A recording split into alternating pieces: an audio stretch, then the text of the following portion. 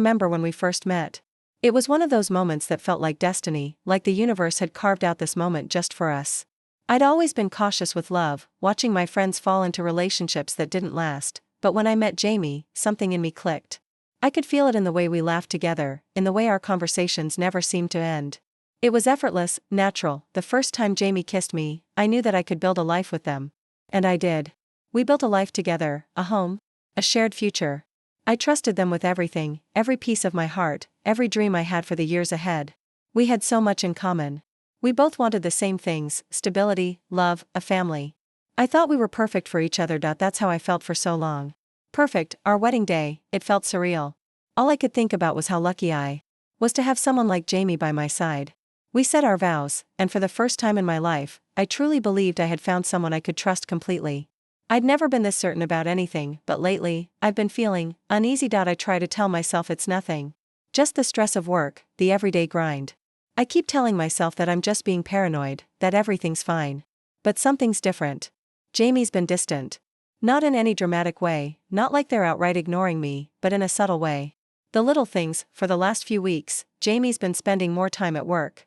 At first, I thought it was just a phase. We all get caught up in our careers sometimes, don't we? But now, I'm not so sure. I've caught them staring off into space more often, lost in thought, sometimes distracted when we're talking. And when we do talk, the conversations feel forced, like there's a gap between us that wasn't there before. I noticed it first when we were sitting on the couch one night, watching a movie we'd seen a dozen times. I leaned over to rest my head on Jamie's shoulder, but they barely reacted. Normally, they'd pull me closer or at least put their arm around me. But this time, nothing. "Hey," I said, lifting my head. "You okay?" Jamie glanced at me, their eyes a little too wide. "Yeah, just tired." "You sure?" I pressed, sitting up. "You've been coming home late a lot this week." They hesitated. "Just busy. You know how it is." I let it go. I didn't want to make it into a big deal, so I kissed them on the cheek and settled back into my spot. But the feeling didn't go away. The days went on, and the unease grew. Jamie's late nights started becoming routine. I'd make dinner, sit down to eat, and then, just as I was finishing, Jamie would text, saying they were staying at the office for a bit longer. I never questioned it, at least, not until the other day. I was in the bedroom, folding laundry, when Jamie's phone buzzed on the nightstand. I didn't mean to look, really, I didn't, but something about it caught my eye. A name that wasn't familiar, one I hadn't seen before. Rachel. The message was simple, something about needing to discuss a project. But when I saw that name, my stomach twisted. Maybe it was nothing, I told myself. Maybe it was just a colleague, someone Jamie had worked with for a while. But why did it feel like a gut punch? I set the laundry down and picked up the phone. Glancing at the message, "Can't wait to see you tonight." I froze. It wasn't just a colleague. It was something more, wasn't it? I didn't know what to think. My mind was racing, but my body felt paralyzed. I knew I shouldn't have looked, but now that I had, I couldn't stop. I went through Jamie's phone, scrolling through texts between them and Rachel, texts that, in hindsight, were too casual, too familiar. There was talk of late-night meetings, of catching up. But the one that hit hardest was the message from earlier today: "Let's make tonight special. I'll pick up where we left off." My heart dropped. My stomach churned. I didn't know what to do. I couldn't process the words, the implications. I felt like the air had been sucked out of the room, like I was suffocating, but I didn't confront Jamie. Not yet. I couldn't. Part of me didn't want to know the truth. Part of me was still holding on to the illusion of the perfect life we'd built together. But how could I ignore it? I needed to know. I needed the answers. "Jamie," I said, walking into the living room where they were sitting on the couch, absently flipping through a magazine. They looked up, startled. "Yeah?" I couldn't bring myself to ask the question directly. Instead, I said, "Who's Rachel?" For a second, Jamie froze. It was subtle, but it was there. The briefest hesitation before they gave me a tight smile. "Just a colleague," they said quickly. "Nothing to worry about." I wanted to believe them. I wanted so badly to believe them. But something about their tone felt off. "Well, I saw her name on your phone," I said softly, my voice trembling despite myself. Jamie's face faltered for just a moment, but they recovered quickly, leaning back into the couch. "It's nothing, babe. Really." I didn't know what to say. A part of me wanted to shout, to accuse, but I couldn't. I was still in shock, still grappling with the possibility that the life I thought was perfect was anything but. So I did nothing. I sat down beside Jamie and tried to act normal, tried to ignore the twisting feeling inside my chest, but I knew, deep down, I couldn't ignore it for long. I couldn't unsee what I'd found. I just didn't know what to do about it yet. The rest of the night passed in silence, and even though Jamie was right there beside me, I felt more alone than I ever had in my entire life. I didn't know how we got here. But I did know one thing. Something was wrong. And I wasn't sure I could keep pretending everything was fine. I started noticing the little things again. At first, I convinced myself I was just being paranoid. But they were adding up. Jamie's late nights at work? Yeah, I told myself they were just part of their promotion, more responsibility, more late nights. That's what I kept telling myself, even as it hurt a little more every time they'd text me, sorry, can't make it home tonight. Big deadline. But it was always the same excuse. Same tone. Same tired words. I began to wonder when Jamie started using big deadline as an excuse for everything. The phone calls started getting weird too. They'd step into another room, and I'd hear snippets of a conversation. I tried to shake it off. I thought I was just being oversensitive. But when they'd come back, they'd be wearing this strange look on their face, like they'd been somewhere far away. Somewhere I didn't belong. I couldn't ignore it anymore. I stood in the hallway, arms crossed, waiting for Jamie to finish yet another late night call. They didn't know I was standing there. The door was cracked just enough for me to hear their voice. It was too quiet, too low for me to understand fully, but the tone, it wasn't the same as the conversations we used to have. It was softer, more intimate, and that was it. The moment I cracked out, I didn't even know why I was so sure. But I was. The hair on the back of my neck stood up, and I could feel my heart in my throat. I knew something was wrong. Jamie walked out of the room and froze when they saw me standing there. Hey, what's up? They said, casual, like nothing was happening. I shook my head, swallowing hard. Who were you talking to? Just a work thing, they said with a shrug. Don't worry about it. I didn't buy it. I couldn't. I could feel my chest tighten, but I tried to keep my voice steady. You've been acting strange lately. You're always on the phone, always working late. What's going on? Jamie looked at me, brows furrowed, as if they were annoyed by my questioning. Nothing's going on, really. I'm just busy.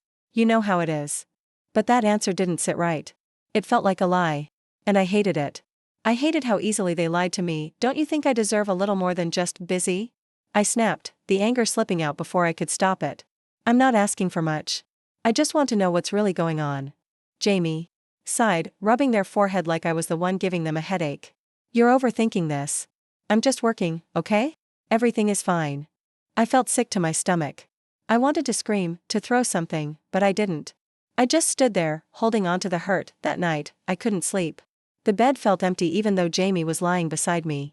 It was like a wall had been put up between us, and no matter how hard I tried, I couldn't break through. The next day, I was cleaning up the living room when I found it. The hotel receipt. It was tucked inside Jamie's jacket pocket, like it was trying to hide, like it knew it shouldn't be there. My hand shook as I pulled it out. The address on the receipt was from a place we'd never been. A hotel. Why would Jamie need to stay at a hotel? My mind was racing. I was trying to make sense of it, but nothing fit together. It was like I was staring at a puzzle with half the pieces missing. I felt my stomach churn, and my breath came in short bursts. I couldn't breathe, couldn't think.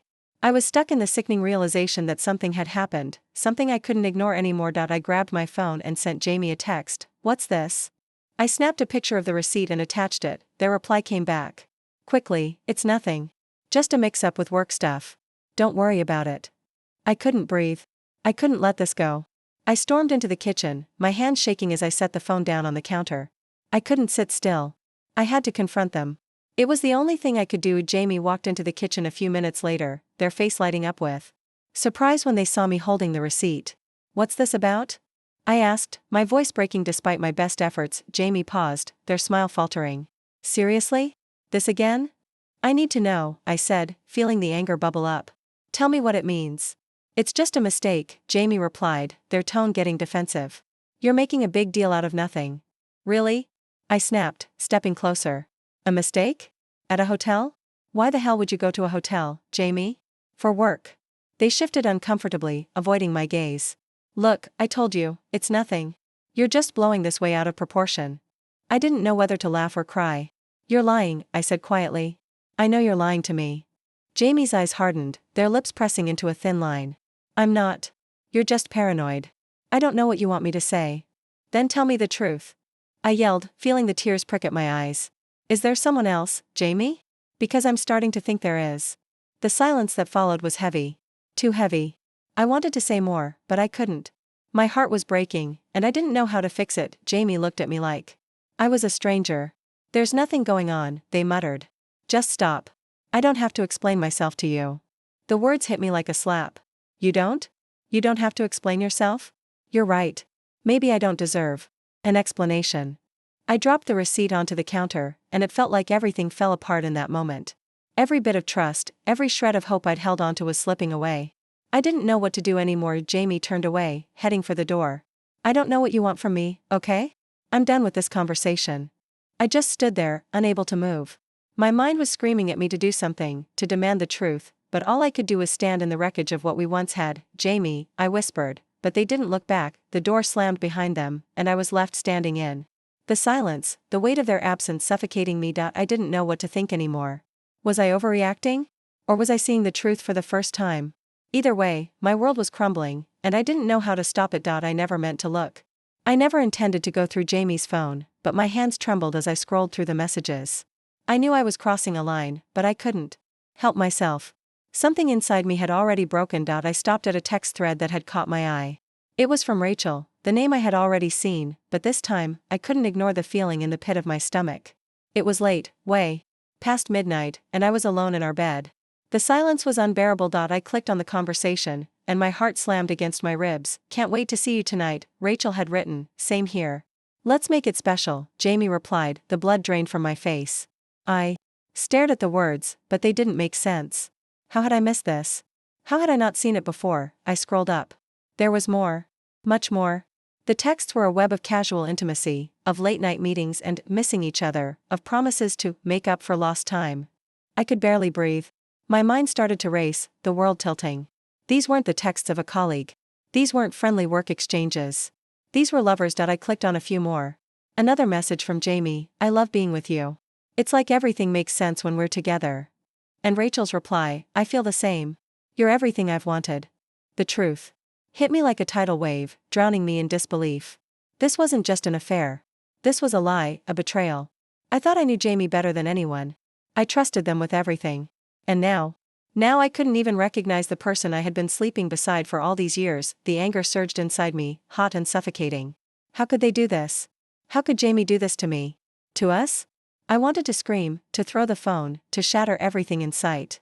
But all I could do was stare at the screen, numb, my thoughts whirling in a vicious circle. Why? I whispered to no one in particular, the word hanging in the empty air. I thought about all the moments we'd shared. All the things we had built. Our house, our plans for the future, the laughter we'd shared on lazy Sunday mornings. How could it all be a lie? I remembered our wedding day, the vows we took. I remembered the first time Jamie looked at me like I was the only person in the room. Was that all fake? Was it all a performance? I felt sick. My stomach churned, my hands shaking as I dropped the phone onto the bed. I had to confront them. I couldn't let this go. I couldn't just pretend like nothing had happened, but how? How could I even begin to approach this? I grabbed the phone again, my fingers slick with sweat. The words felt heavy in my chest. I could feel the anger building, my heart pounding. I knew that confrontation was inevitable. But even as I prepared myself to face Jamie, I was terrified. Terrified of hearing their excuses. Terrified of seeing how cold they had become. I stood in the kitchen, staring out the window into the dark night. What had happened to us? Where did everything go wrong? Jamie walked in a few minutes later, and I didn't know if I was ready. But there they were, standing in the doorway, looking at me with that same blank expression. They didn't know that. I knew. They had no idea that I had uncovered their secret. I took a deep breath. Jamie, I said, my voice steady but breaking underneath the surface. We need to talk. Jamie tilted their head, as if they were trying to read me.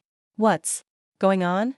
They were pretending to be calm, but I could see the hesitation in their eyes. I know about Rachel, I said, my voice sharper now. I wasn't going to hold back. Their eyes flickered for a second, just the slightest shift in expression, but it was enough to send a wave of anger through me. Look, I don't know what you're talking about, Jamie started, the defensive tone creeping in. Don't lie to me, I spat, my hands shaking with fury. I've seen the messages, Jamie. The texts. The hotel receipts. You think I wouldn't notice? You think I wouldn't find out? Jamie's expression faltered. But they quickly recovered. They crossed their arms, trying to act nonchalant. It's not what you think, they said, voice low. I laughed bitterly.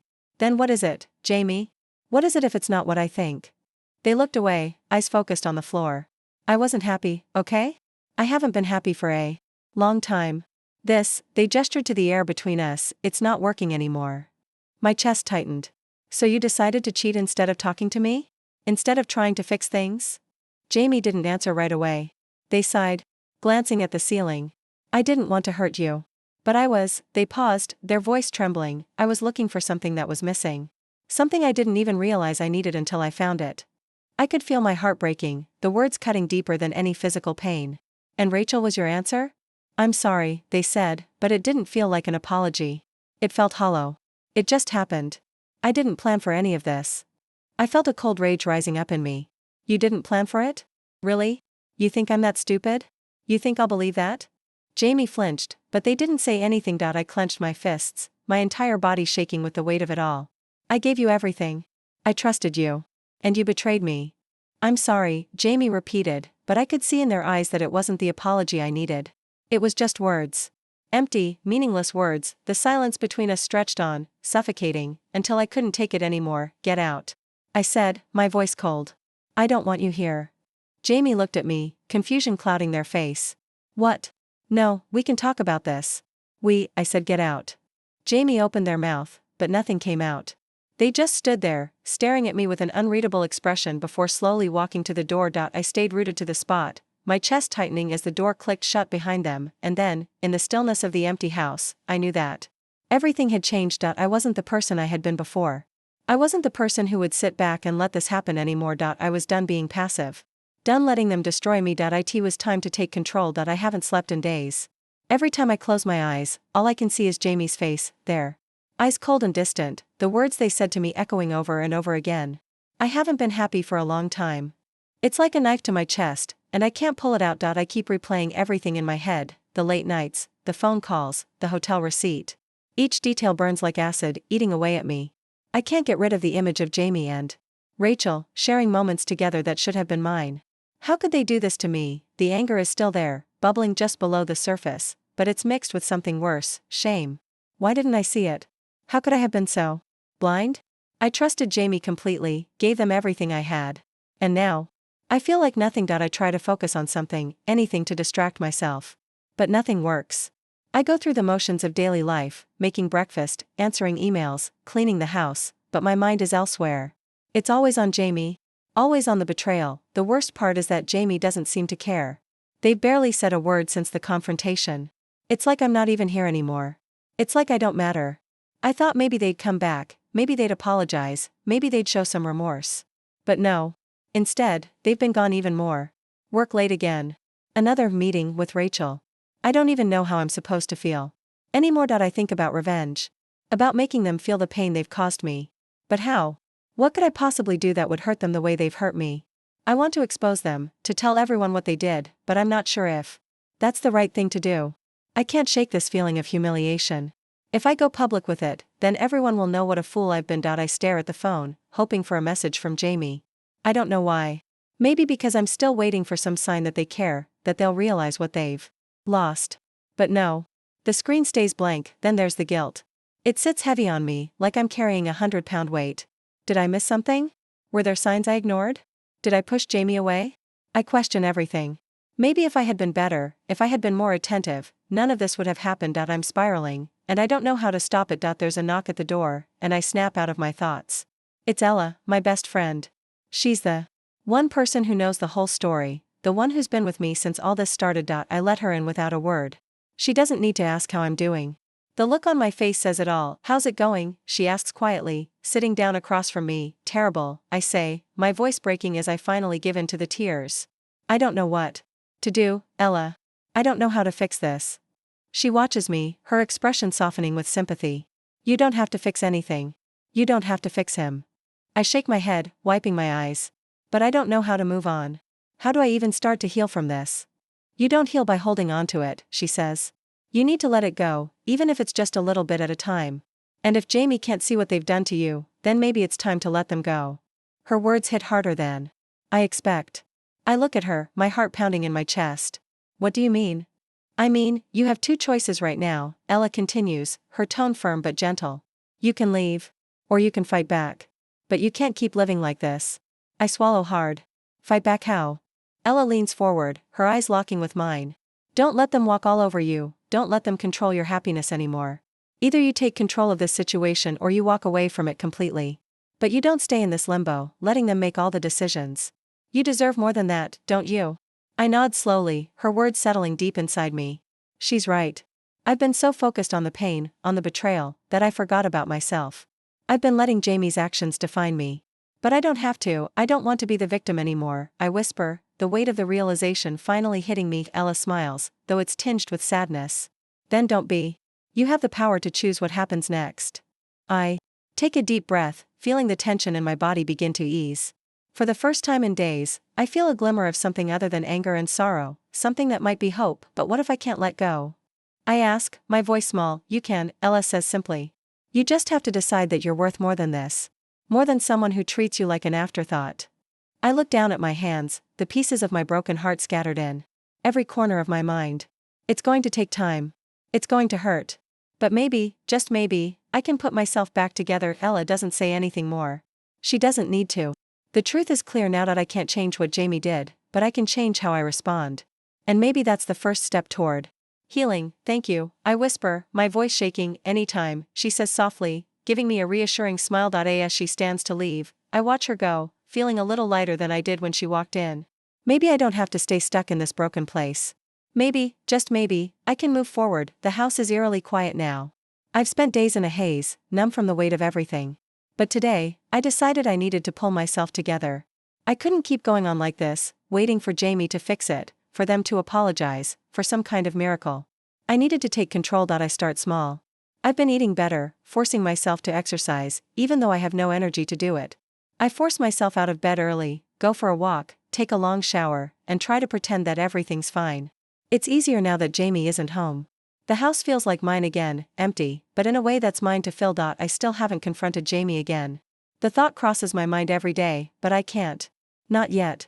I need to think through what I want to say, what I need to say to them, to make sure I don't get lost in the emotion. But more than that, I know something has shifted. I've stopped being angry. I'm no longer consumed by rage. Instead, I'm just tired.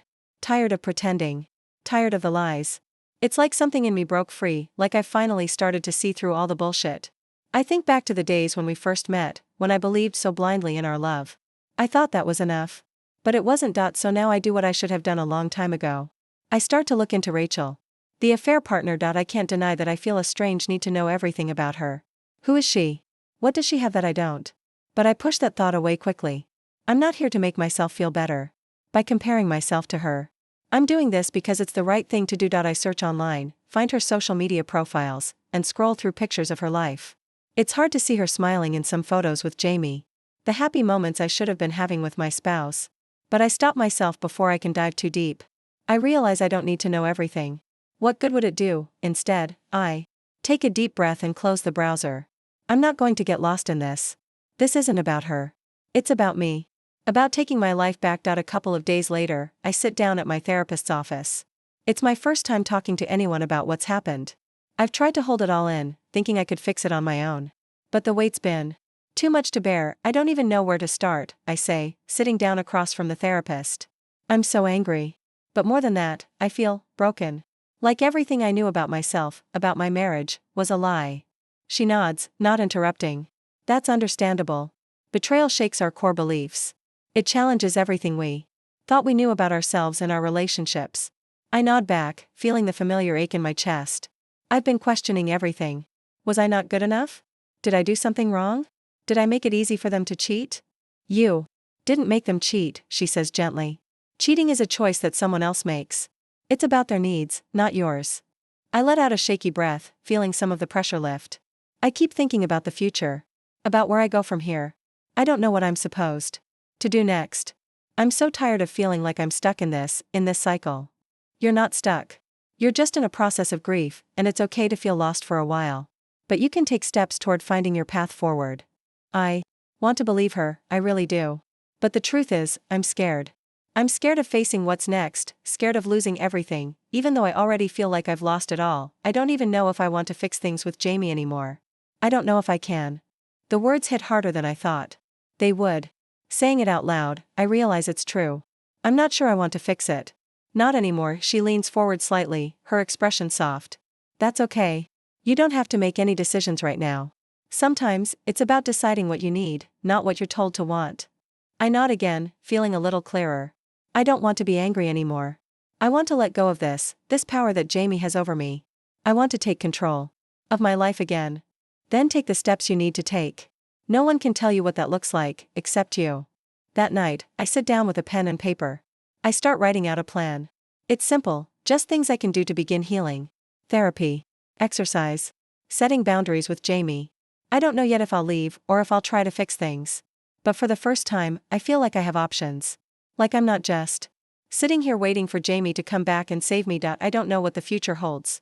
But I do know this, I'm done being passive. I'm done waiting for Jamie's apology. I'm done letting them control how I feel. The next morning, I wake up early, and I feel a little different. The weight on my shoulders isn't as heavy as it was before. I'm still broken, but there's something shifting. I don't know if it's hope, or strength, or just pure stubbornness. But whatever it is, I'm not going to let it slip away. I look at my phone. Jamie's name pops up, and for a second, my chest tightens. But I ignore it. I'm not going to let myself be swept back into their orbit. Not today. Today, I take control. Today, I move forward. I don't know why I waited so long. Maybe it was the hope, the desperate hope that Jamie would come to their senses, that they'd realize what they were throwing away. But now, I'm done with hope. It's time for the truth. I spent hours last night, no, days, putting everything together. All the receipts. All the texts. The evidence that proves beyond a shadow of a doubt what Jamie has done. It's all there. All the lies. All the betrayals. And now, I'm going to make sure they can't deny it anymore. I hear Jamie's keys in the door, and I take a deep breath. This is it. This is the moment I've been avoiding, the moment I feared. But it's also the moment I need. They walk in, smiling, like nothing's wrong. Hey, babe, I'm home. The smile drops when they see my face. What's going on? I don't answer right away. I just hold up the phone, the text thread between Jamie and Rachel, the one I've read 100 times, the one that proves everything. I don't say anything.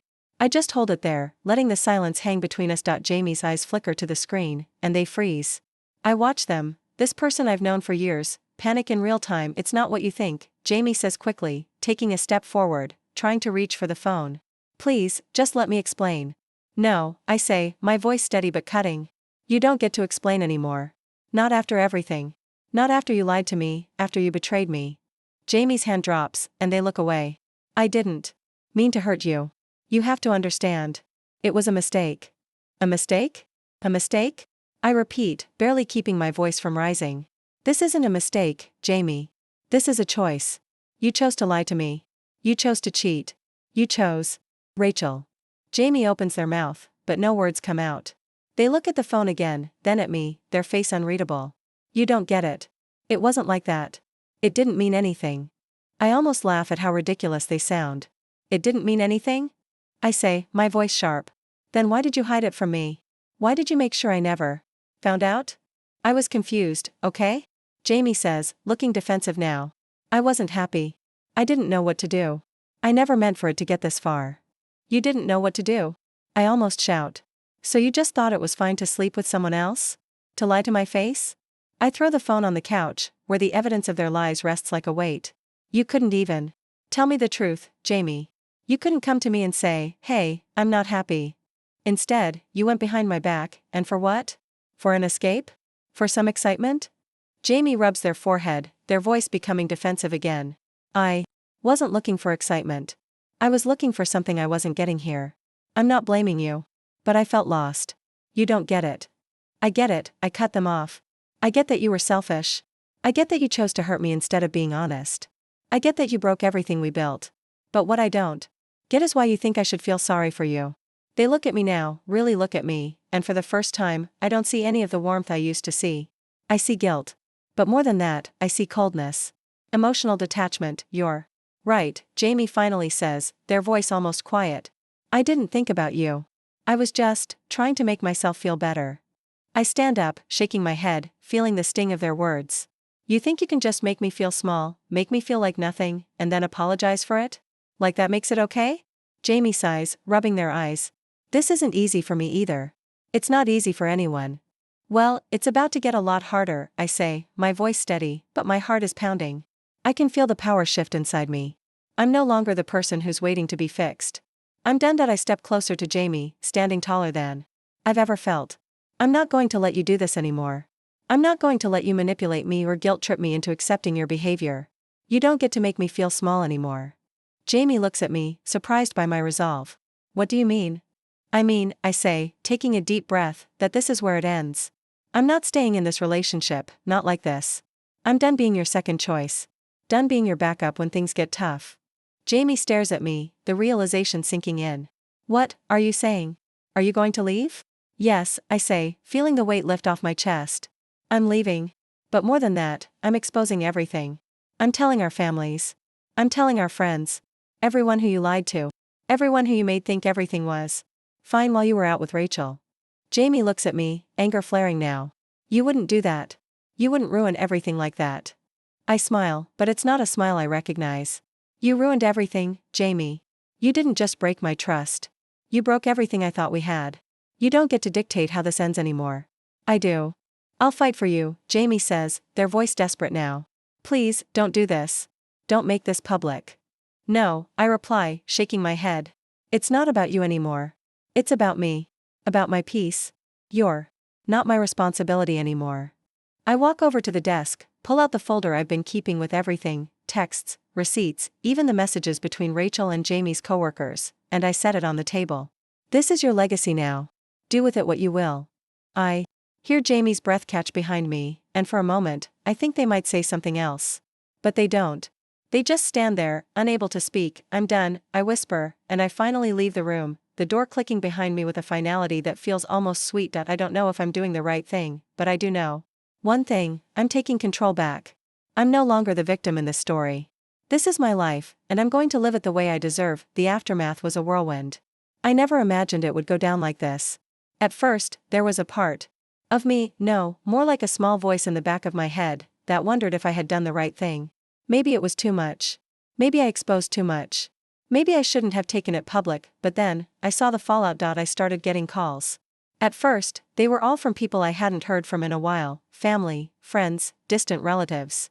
They were checking on me, offering sympathy, giving me the support I didn't even know I needed. And the more I talked to them, the more I realized, this was the right thing to do.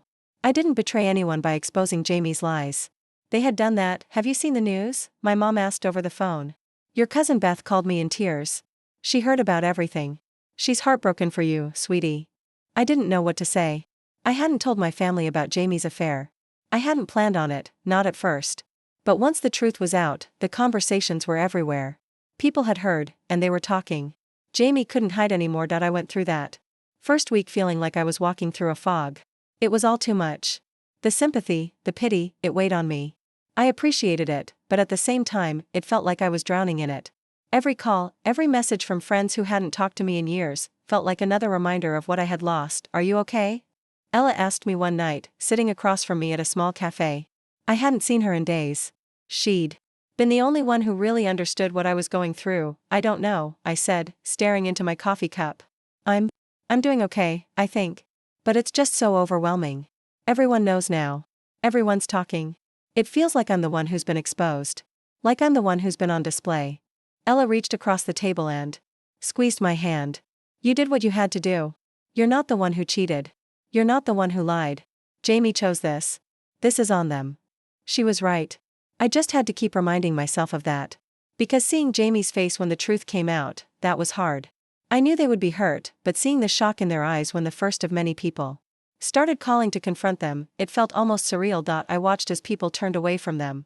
Their friends, the ones who had stood by their side when everything was going well, now started sending the kind of messages that hit like a slap in the face.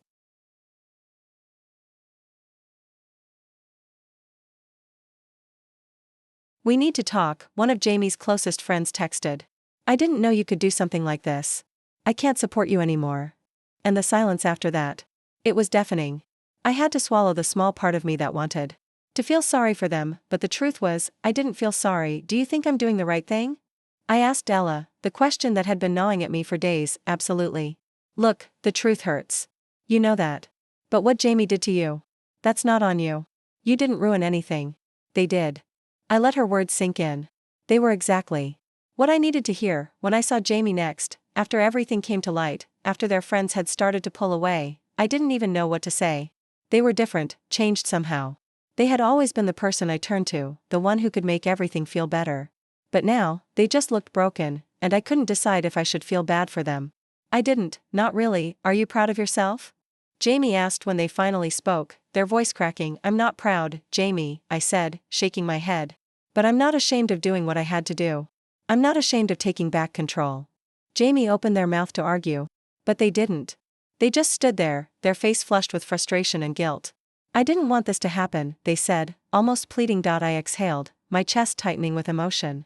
Well, you should have thought about that before you started lying to me. Before you made me feel like nothing.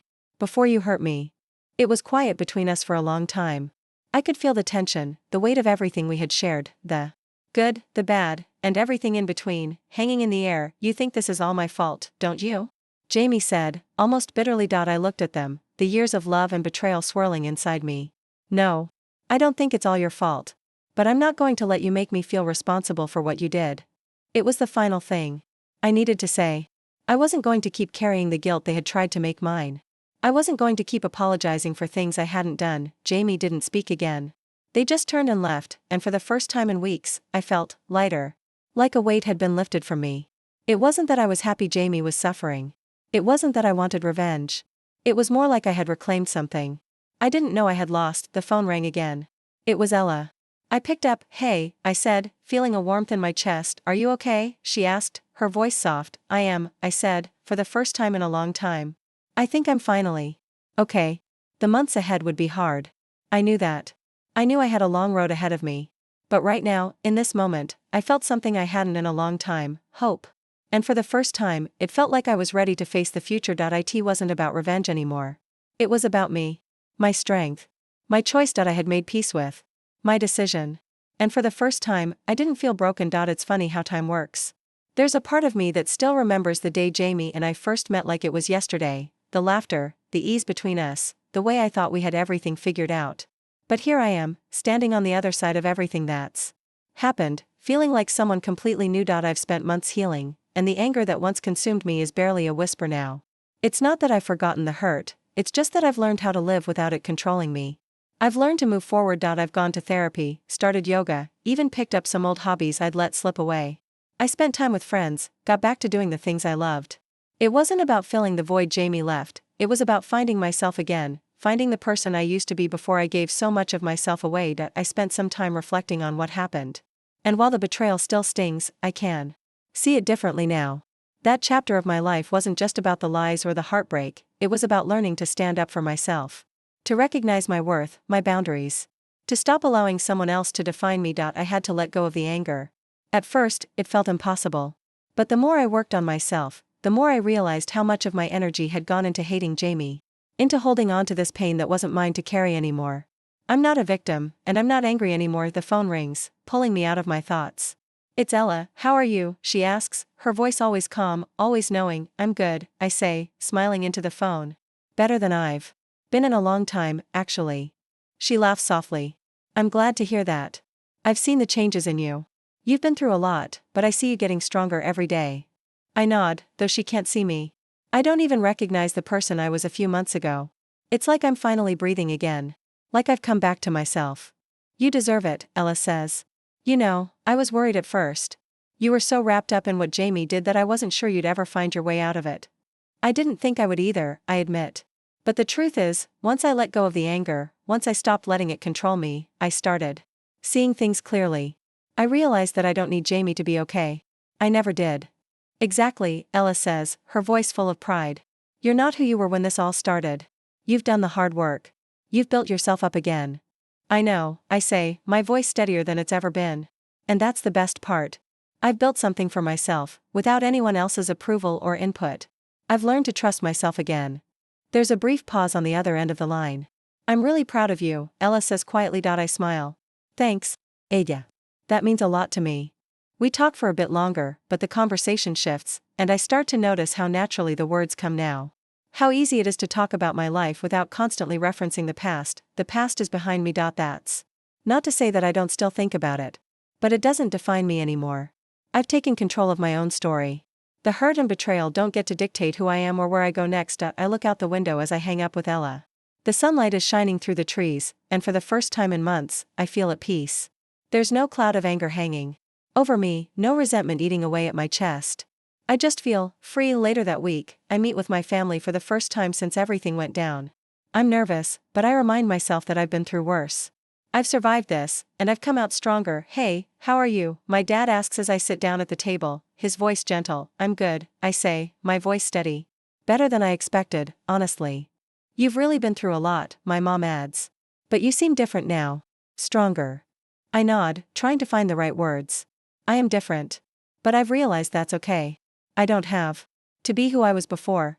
I'm allowed to grow, to learn from what happened. "And what happened?" my dad asks, his tone still concerned. I pause for a moment, thinking. What happened doesn't define me anymore. It was a painful chapter, but it's over. I'm moving forward. I'm rebuilding, and I'm happy with who I'm becoming. My mom smiles at me. "I'm so proud of you. You've always been strong, but I think you found a strength in yourself I didn't even know was there." I smile back, feeling the warmth of their support. I've learned that strength isn't about pushing through the pain. It's about knowing when to let go of it. To let it go, and keep going.